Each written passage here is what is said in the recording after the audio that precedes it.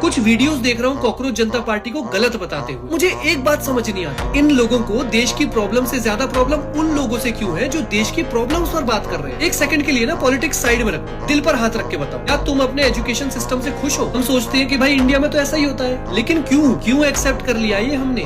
क्यों मान लिया है कि ये सब हमारी किस्मत है? अगर इस देश को सच में बदलना है ना, तो सबसे बड़ा रिफॉर्म एजुकेशन का है, क्योंकि एजुकेशन सिर्फ जॉब्स नहीं देती, एजुकेशन सिटीजन्स बनाती है जो सवाल पूछते हैं। और उसी एजुकेशन सिस्टम को हमारे एजुकेशन मिनिस्टर धर्मेंद्र प्रधान ने एक स्कैम का अड्डा बना दिया। फिर इनमें से कुछ लोग बोलते हैं कि ये लोग तो बाहर बैठकर बोल रहे हैं। गांधी जी साउथ अफ्रीका में थे, बाबा साहब अम्बेडकर ने कोलंबिया में, लंदन में पढ़ाई की, नेहरू जी ने यूरोप देखा था। आजादी की लड़ाई के दौरान कितने क्रांतिकारी, कितने राष्ट्रवादी देश के बाहर बैठकर भारत के लिए लड़ रहे थे। उन सबने दुनिया देखी, सिस्टम देखे और फिर समझा कि हमारे देश को किस तरीके के रिफॉर्म्स की जरूरत है। और अगर हम कभी डेवलप्ड नेशंस के साथ कंपेयर ही नहीं करेंगे तो सीखेंगे कैसे? या बस स्लोगन्स में और रील्स में ही विश्व गुरु बनना है? नीट का पेपर हो, सीबीएसई के प्रॉब्लम्स हो, लगातार पेपर लीक्स हो रहे हैं, लगातार स्टूडेंट्स सुसाइड कर रहे हैं, और जब कोई इस बात पर सवाल उठाता है, जवाब रिफॉर्म से नहीं मिलता, ट्रोल्स मिलते हैं, फेक वीडियोस मिलती है, कैरेक्टर असैसिनेशन मिलता है। मैं साफ कहना चाहता हूँ, जो भी ये फेक वीडियोस फैला रहे हैं, इनका इस पीसफुल प्रोटेस्ट से कोई लेना देना नहीं है, क्योंकि जैसे ही हम जैसे लोग सिस्टम से सवाल पूछते हैं ना,